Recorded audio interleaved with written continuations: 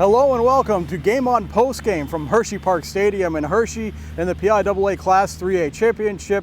I'm Andrew Chiappazzi along with Mike Bires. Quaker Valley, for the first time in program history, is a state champion after beating Middletown 41-24. Mike, this really felt like a team of destiny all year long, especially after the Whippeal Championship, and now they have achieved their goal. They are state champions for the first time. Pretty incredible. And that score, by the way, definitely not as close as the game actually felt. Yeah, you know what? Back when Quaker Valley was like getting close to the Whippeal final, Coach Jerry Vecchio said that if they can go on and win a Whippeal, go on to the States, it might be a good story for 30 on 30 for ESPN. I concur. This is an amazing story. Started way back in August when their coach quit, John Trattoria. Jerry became coach. And throughout the year, this team has gotten better and better. So many amazing stories on this football team. And they played today without Isaiah McNair, their all-star receiver, defensive back. Other guys picked up the slack today. So many guys played well. Great performance, a great way to cap off Quaker Valley's first football championship in school history. And we caught up, of course, with Jerry Vecchio and a couple of the players after the game to talk about what the state championship meant to them. One of the things I went over with them at the beginning before we came out today was that once a Quaker, always a Quaker. And I think these kids really believe that.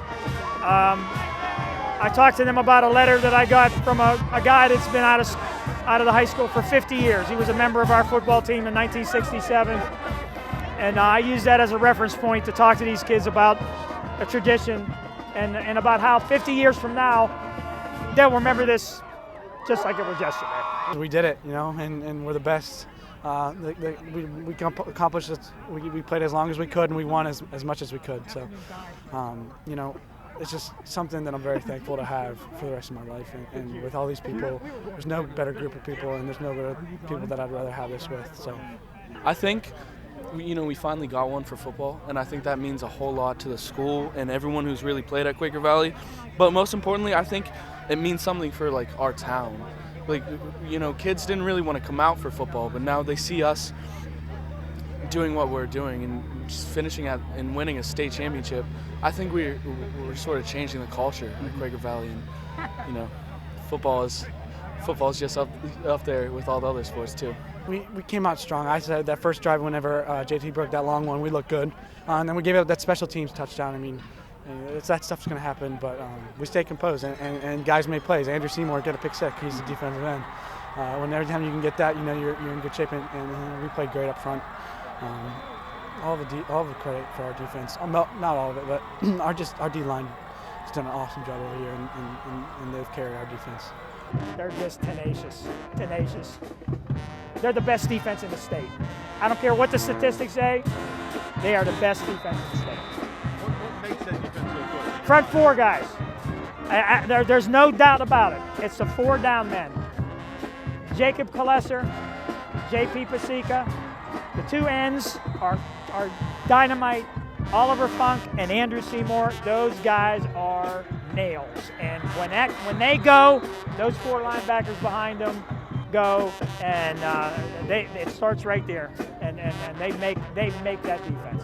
Well, Mike, you mentioned at the beginning all the different storylines that have occurred with this team, and we had a couple more today with McNair being out because of an injury suffered during practice. It snowed for the first time in a long time for a state championship game, and guys stepped up. Ethan Moore, a big day. Joey Peduzzi, a big day. And, of course, Ricky Gus and Jordan Taylor, two of the central pieces of this team all season long, both had big games. Yes. You know, Jordan Taylor and Isaiah McNair are the two guys who came from Ambridge on his football team 2 years ago.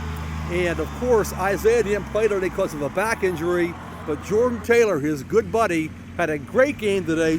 Jordan rushed for 147 yards, 2 touchdowns.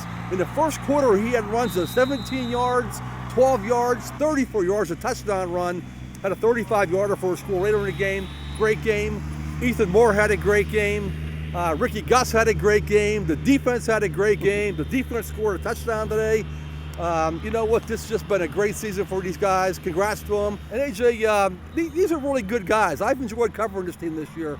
Really classy guys. You know, the last 2 games, Sharon and today, both other teams, Sharon and Middleton, were both having personal conduct penalties late in the game. Quaker Valley kept their cool. A great year, sensational season. And a team that had started the season off with a little bit of adversity was able to get through this entire season by overcoming adversity all throughout the season.